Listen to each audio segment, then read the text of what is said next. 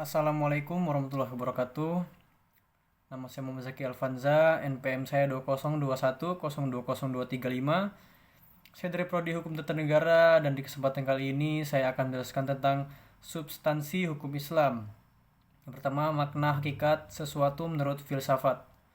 Definisi hakiki atau esensial adalah pernyataan hakikat sesuatu, yaitu suatu pengertian abstrak hanya mengandung unsur-unsur pokok yang diperlukan untuk memahami suatu golongan tertentu dan untuk membedakannya dari golongan-golongan lain, sehingga sifat-sifat golongan tersebut tidak termasuk dalam hakikat sesuatu itu. Definisi yang disebut dalam ilmu mantik atau logika sebagai jami dan mani adalah definisi yang paling penting dalam ilmu pengetahuan dan filsafat. Definisi itu tersusun dari jenis yang terdekat dan perbedaan spesifik. Jenis ialah setiap pengertian yang menyatakan hanya sebagian dari hakikat sesuatu. Artinya pengertian tersebut belum menyatakan hakikat sesuatu itu seutuh-utuhnya.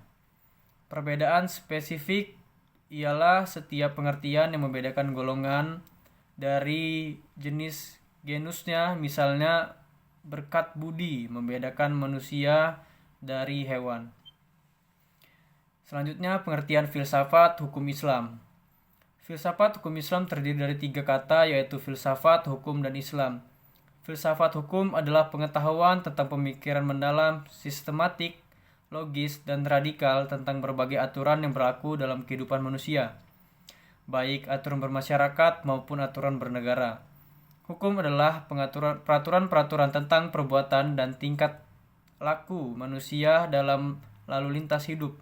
Secara ringkas, hukum berarti ketetapan.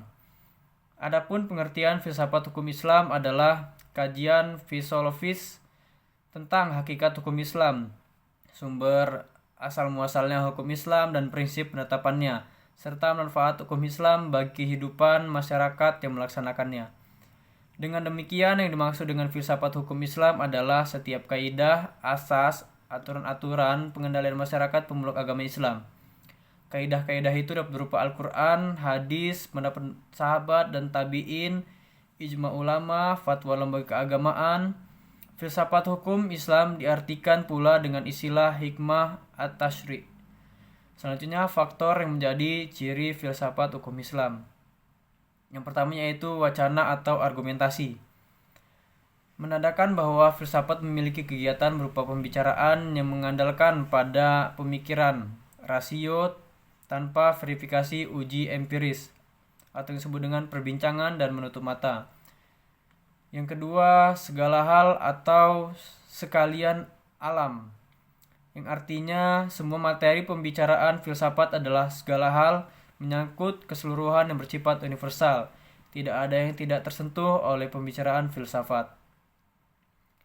Yang ketiga, sistematis, yang artinya perbincangan mengenai segala sesuatu dilakukan secara teratur, mengikuti sistem yang berlaku sehingga tahap-tahapannya mudah diikuti. Yang keempat, radikal, artinya sampai ke akar-akarnya, sampai pada konsekuensinya yang terakhir. Radix artinya akar yang juga disebut art sebagai ciri khas berpikir filosofis. Perbedaannya dengan pengetahuan adalah adanya asumsi sebagai titik tolak yang disebut sebagai keyakinan filsafati. Dan yang kelima adalah hakikat, merupakan istilah yang menjadi ciri khas filsafat. Hakikat adalah pemahaman atau hal yang paling mendasar.